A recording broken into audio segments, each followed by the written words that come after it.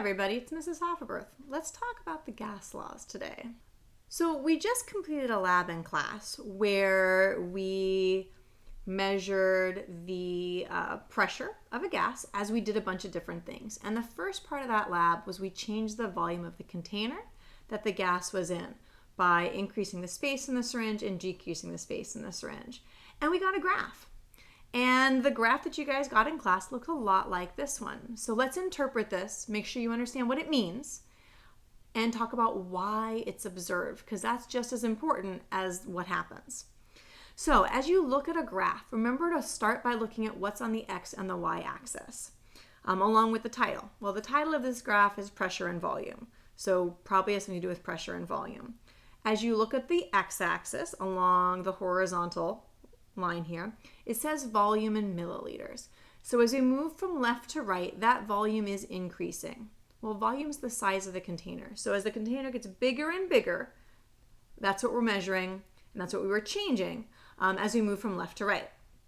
Vertically, the axis is labeled pressure. And so remember we had talked about the fact that pressure is the force per unit area of collisions of the particles with the container, and in this case, with the gas pressure sensor. So as I look at this graph, as the volume gets bigger, as you go from left to right, the pressure's going down. So as volume increases, pressure decreases. That's our first key takeaway from this graph. And if you remember from math, an instance where as one item goes up, the other goes down, that's an inverse relationship or indirect relationship. So let's stop for a second and talk about why. Think about what's happening if I've got a little box and a big box with the same amount of gas in it at the same temperature. Since these boxes are at the same temperature, the average kinetic energy of those particles, so we can talk about the speed of those particles, will be the same. In the small box, since that box is small, they're going to bounce off the walls of the box pretty often because there's not a lot of space to move in.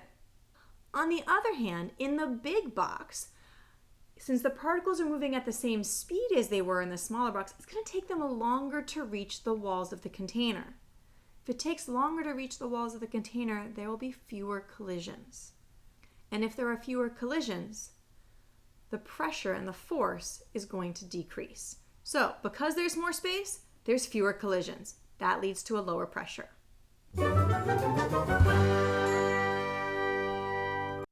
Okay, let's talk about what happened with the number of particles.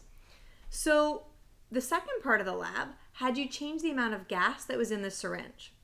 And then you were careful to set it back to the same volume when you made your pressure measurement, so we were only changing one thing, and that was, again, that number of particles. The graph you guys saw in lab looks a lot like the one I have drawn here, where we had an upward positive sloping line. And so again, let's talk about what this means, what it's telling us, and why. So as the number of particles increases on the x-axis, that's what we were changing. As the number of particles increases, we're seeing the pressure on the y-axis go up. I'm going to use the letter N to represent number of particles as an abbreviation. So as N went up, the pressure went up. Okay, well, why? Oh, before we do that, when we have a mathematical relationship where as one goes up, the other one goes up, this is a direct relationship.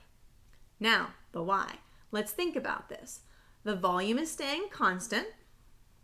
And since the volume is staying constant, we've got the same size of box. The temperature stayed the same, so the speed or the motion of those particles is going to stay the same.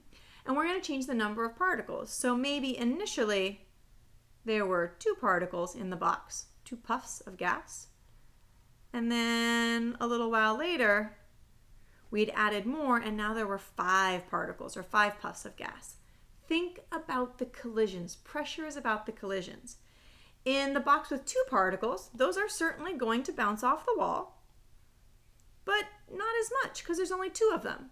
When you have more particles, you're going to have a greater number of collisions. And since there's a greater number of collisions, the pressure is going to increase.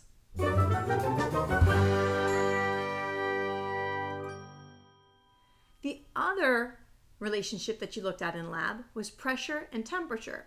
So in this case, on the x-axis, we're increasing the temperature, in degrees Celsius from left to right, just like you measured in lab. And on the y-axis is the pressure. So here again, we see a general trend that as you go from left to right, the pressure increases. So as temperature increases, the pressure increases. That's a direct relationship. However, if you look at this graph, you'll notice that when the temperature is 0 degrees Celsius, the pressure is not 0. Stop and think about this for a second. Pressure is about the collision of particles. It's about the motion of particles. At 0 degrees Celsius, particles are still moving. And so, of course, there's still going to be pressure. The question is, when would there not be pressure? When would there not be any collisions? When there's no motion. And that happens at 0 Kelvin. It turns out that although there's no way we can get anywhere close to 0 Kelvin in my classroom, that if you take this line and you extrapolate it backwards and forecast at what temperature it would cross the y equals 0, where it would cross the x-axis, that happens at 0 Kelvin. So I'm going to draw another graph off to the right that demonstrates this. So here again, I've got the graph, and notice I left the y-axis where it was before at 0 degrees Celsius or 273 Kelvin. And if you forecast that line backwards, you extrapolate it back to where it actually hits the x-axis, that is at negative 273 degrees Celsius or 0 Kelvin, because that is where there is no motion. So in terms of explaining, and I want pictures again, we've got the same volume, we've got the same number of particles, but now what's changing is their motion. As the temperature decreases, the particles slow down. Less motion, less pressure, because there are fewer collisions. As the temperature increases, there's more motion, there's more collisions, and so there's more pressure.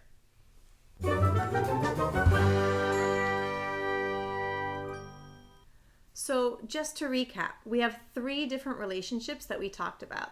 The relationship between pressure and volume, which is an indirect relationship. As the volume goes up, the pressure goes down. The relationship between pressure and the number of particles, which is a direct relationship. As the number of particles goes up, the pressure goes up because there's more collisions. And the relationship between pressure and temperature, which is another direct relationship. As the temperature goes up, the pressure goes up because the particles are moving faster, causing more collisions. Be sure you're able to talk about what the relationships are, recognize their graphs, and explain why they're seen.